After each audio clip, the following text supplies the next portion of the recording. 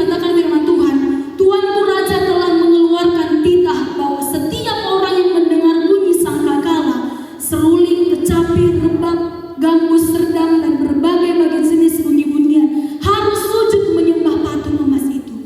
Saudaraku yang dikasih oleh Tuhan, tanpa api tidak ada disebut ketaatan yang sejati. Tanpa api tidak ada keluar dari diri kita ketaatan yang murni. Dua perintah yang dihadapi oleh Raja Nebukadnezar pada saat itu. Yang pertama, mereka tetap menyembah Allah, yaitu Allah Abraham, Ishak, dan Yakub. Lalu yang kedua, Raja Nebukadnezar membuat suatu perintah untuk menyembah patung yang sudah dia buat. Dia tanya membuat suatu agenda supaya setiap kalau orang mendengar bunyi-bunyian itu, orang pada saat itu di Babel itu harus menyembah patung yang mereka sudah buat. Tetapi apa yang kita boleh lihat, saudara? Mendengar perintah itu, walaupun ada tantangan, mereka tetap memuji Tuhan. Karena yang ada dalam diri kita ketika kita ada dalam masalah, apakah kita tetap taat atau tidak taat? Ketaatan yang berkualitas saat kita dalam masalah, tapi kita mau tetap taat. Saudara mengerti tidak maksud saya?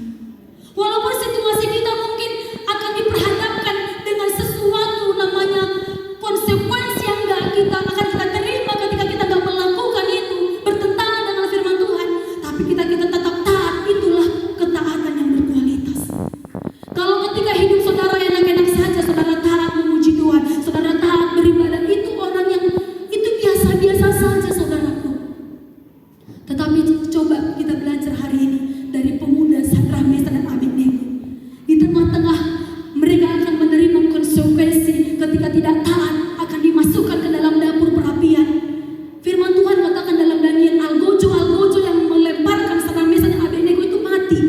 Tetapi mereka tidak menghiraukan itu. Mereka tetap memiliki ketaatan yang sejati. Ternyata di balik patung Nebukadnezar itu muncul ketaatan yang sejati dalam kehidupan mereka. Banyak orang mungkin membuat kita tidak taat. Banyak orang mungkin sekeliling kita membuat kita udah nggak usah seorang kali. Bisa sedikit-sedikit kita melanggar dari situ. Tapi hari ini mereka tidak kompromi dengan dosa, saudara. Ayub, dia berkata kepada istrinya, apakah aku hanya ingin menerima yang baiknya saja?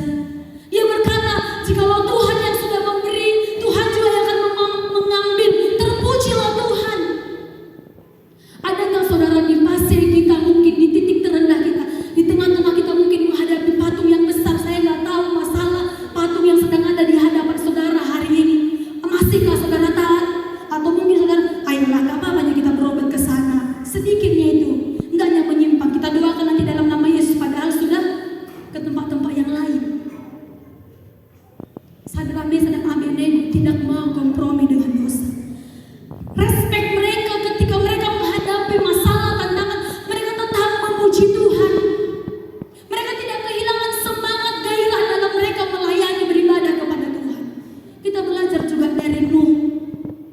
Saya boleh lihat ayatnya dalam Kejadian yang ke-6 ayat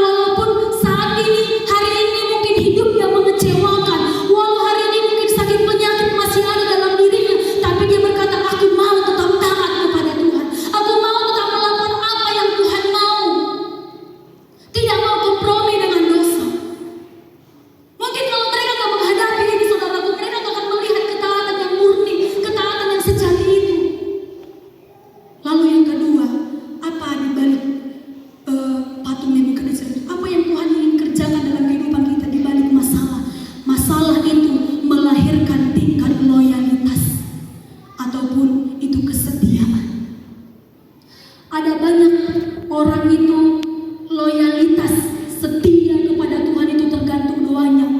Oh, kalau doanya dijawab, setialah dengan semangat memuji Tuhan, setia sampai mati. Tetapi ketika doanya tidak dijawab, yang mungkin semangatnya tadi 4-5 sudah mulai berkurang, yang mungkin dalam 1 bulan itu 4 kali beribadah sudah mulai berkurang jadi 2 kali. Banyak orang berkata kita setia itu tergantung sikon lah, tergantung kondisi. Kita sebagai orang Kristen, kita enggak, kesetiaan kita kepada Tuhan itu tidak diukur dengan keadaan dan kondisi kita. Saudara Mesa dan Abednego di tengah-tengah hidup mereka akan menghadapi perapian masalah yang besar, mereka akan dihukum. Mereka berkata, kami mau tetap setia. Saudaraku yang dikasih oleh Tuhan, loyalitas dalam hubungan dengan Tuhan itulah yang dilakukan oleh Sadrach, Meshach dan Abednego. Mereka loyalitas sama Tuhan bukan ketika mereka berdoa, Tuhan tolong kami akan menghadapi dapur perapian, Tuhan langsung jawab, enggak. Kalau kita boleh baca dalam ayat-ayat berikutnya nanti saudaraku, mereka berkata, sekalipun Tuhan tidak tolong kami mau tetap setia. Ini luar biasa saudaraku. Ada enggak jemaat GPD Kemenangan Iman berani berkata seperti itu sama Tuhan? Tuhan, hari ini walaupun belum aku sembuh, walaupun aku belum bisa mengikuti menang dalam hal ini, walaupun aku mungkin belum mendapat berkat seperti yang aku inginkan, tapi aku mau tetap setia. Ada enggak saudaraku? Hari ini kita belajar dari loyalitas, kesetiaan dari ketiga pemuda ini. Loyalitas kita kepada Tuhan tidak berhenti pada saat Tuhan menjawab doa kita. Tetapi walaupun Tuhan jawab, tetapi kita berkata puji Tuhan, tidak Tuhan jawab pun kita berkata puji Tuhan, haleluya. Itu baru luar biasa. Banyak kita ketika doa kita tidak dijawab, kita tidak setia lagi mengikut Tuhan. Kita belajar dari kesetiaannya pribadi Yesus. Dia setia sampai mati, mengorbankan nyawanya bagi saya dan saudara. Belajarlah saudaraku, setia dalam perkara-perkara kecil. Ketika engkau melakukan setia dalam perkara-perkara kecil, Tuhan akan izinkan perkara-perkara yang besar dalam kehidupan. Setia itu jangan karena keadaanmu baik-baik saja, jangan tergantung kondisi ataupun sikon, tetapi ambil sebuah keputusan, apapun situasinya, apapun keadaannya, aku mau tetap setia, loyal sama Tuhan. Sama seperti prajurit yang mau diperintahkan oleh komandannya pergi ke suatu tempat, walaupun mungkin keadaannya nggak baik, apa kata komandannya itu? Prajurit itu berkata tetap siap, laksanakan. Tidak ada berbantah-bantah saudara. Sering kita Tuhan nggak menjawab doa kita sudah mulai gale dalam berdoa, jam-jam doa kita tidak ada lagi. Saudaraku yang dikasih oleh Tuhan, patung Nebukadnezar itu hanyalah sarana untuk menemukan hati yang murni. Bisa saja Tuhan halaukan pada saat itu api yang 7 kali lipat itu yang dipanaskan. Bisa saja Tuhan padamkan seperti dalam kitab-kitab lain ketika Tuhan berdoa supaya Tuhan curahkan api turun saudara. Bisa saja dengan sekejap. Tapi apa? Tuhan izinkan mereka menghadapi itu supaya Tuhan lihat bagaimana kesetiaan anak-anak muda ini. Jangan pernah menolak masalah saudaraku. Justru di dalam api Tuhan akan nyatakan kemuliaannya. Amin. Justru di tengah-tengah masalah lah kita bisa melihat siapa Tuhan yang kita sembah. Saya teringat dengan pujian itu dikutip dari sini.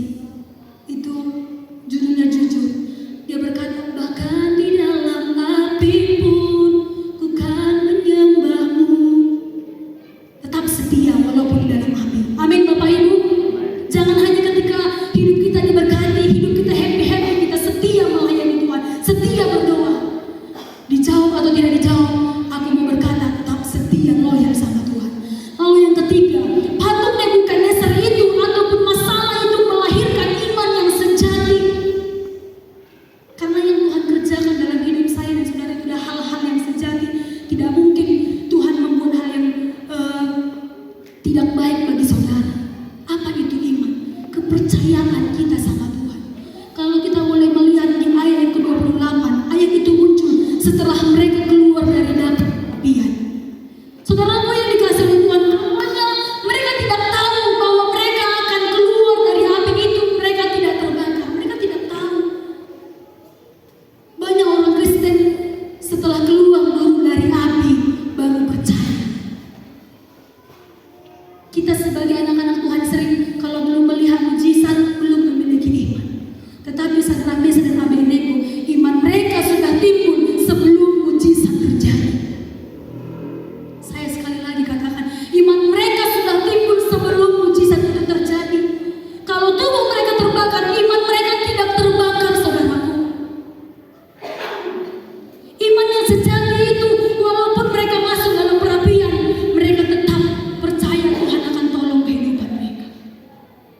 Hari ini saya tidak tahu apa